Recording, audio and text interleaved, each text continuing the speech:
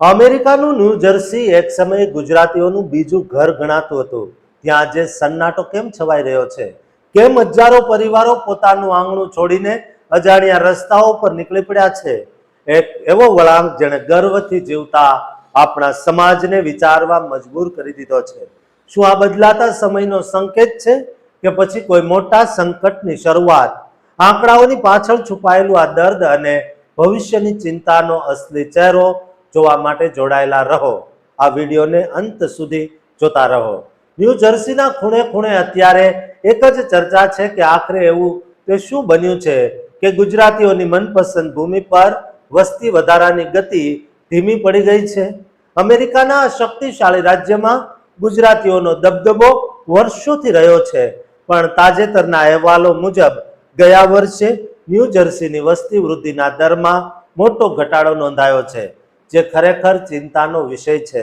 જોકે આંકડા એમ પણ કહે છે કે રાજ્યમાં રહેવાસીઓની કુલ સંખ્યામાં થોડો વધારો તો થયો છે, પણ જે ઝડપથી વસ્તી વધવી જોઈએ તે ગતિ હવે જોવા મળતી નથી.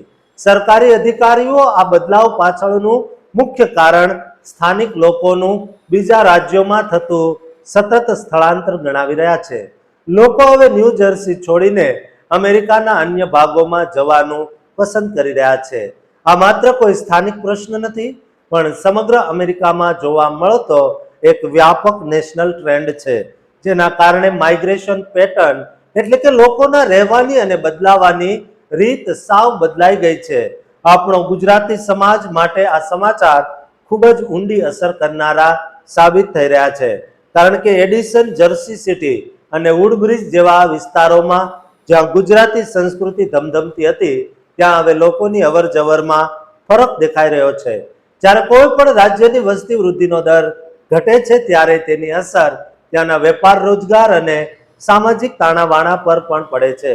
ગુજરાતીઓ જેવો બિઝનેસ અને હોટેલ ઉદ્યોગમાં મજબૂત પકડ ધરાવે છે, તેમના ગ્રાહકોની સંખ્યામાં પણ આનાથી ફેરફાર આવી શકે છે. બદલાતી આ માઇગ્રેશન પેટર્ન દર્શાવે છે કે કદાચ વધતી મોંઘવારી અથવા અન્ય રાજ્યોમાં મળતી વધુ સારી તકોને કારણે લોકો હવે ન્યૂ જર્સી પ્રત્યે પોતાનો મોહ ઓછો કરી રહ્યા છે. અધિકારીઓનું માનવું છે કે આ ટ્રેન્ડ હજુ થોડા સમય સુધી ચાલુ રહી શકે છે, જેનો અર્થ એ છે કે આગામી દિવસોમાં આપણે આપણા સમાજના લોકોની સંખ્યામાં ન્યૂ જર્સીમાં ઘટાડો જોઈ શકીએ છીએ. આ એક એવી સ્થિતિ છે જે સામાજિક અને આર્થિક બંને રીતે આપણી ઓળખ પર અસર કરી રહી છે. જે રીતે લોકો હવે દક્ષિણના રાજ્યો કે અન્ય સસ્તા વિસ્તારો તરફ વળી રહ્યા છે, તે જોતા એવું લાગે છે કે ન્યૂ જર્સીમાં ગુજરાતીઓનો જે ગઢ હતો તેમાં હવે તિરાડો પડી રહી છે. વસ્તી વધારાનો દર ધીમો થવો એટલે કે નવા લોકોનું આગમન ઓછું થવું અને જૂના લોકોનું અન્યત્ર જવું, જે સમાજની શક્તિમાં ઘટાડો લાવી શકે છે. આ સ્થિતિ વિશે ઊંડો વિચાર કરવો એટલે જરૂરી છે, કારણ કે આપણી ઘણી બધી સાંસ્કૃતિક સંસ્થાઓ અને મંદિરો આ વસ્તી પર જ નિર્ભર છે.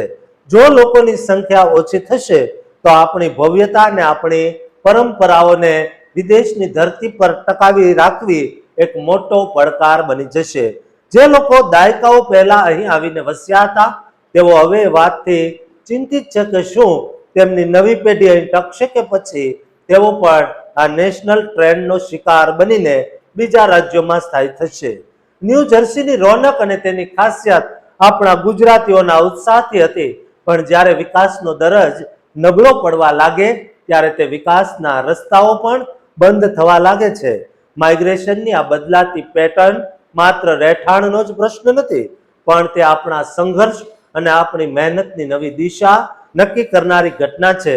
ન્યૂ જર્સી છોડીને જનારા લોકોની સંખ્યા જે રીતે વધી રહી છે તે જોતા હવે આવનારા સમયમાં આપણી રણનીતિઓ પણ બદલવી પડશે, અને વસ્તીનો આ ધીમો પડતો દર આપણને ચેતવણી આપી રહ્યો છે કે હવે સમય આવી ગયો છે કે આપણે આ બદલાતા ટ્રેન્ડને સમજીએ અને આપણી આવનારી પેઢી માટે ન્યૂ જર્સીમાં એવું વાતાવરણ બનાવીએ જેથી તેઓ અહીં જ રહેવાનું પસંદ કરે. આર્થિક પાસાઓ પર નજર કરીએ તો વસ્તીનો ઓછો વૃદ્ધિ દર એટલે કે બજારમાં નવી માંગનો અભાવ, જે ગુજરાતી ઉદ્યોગ સાહસિકો માટે એક નવી પડકારજનક સ્થિતિ ઊભી કરી શકે છે.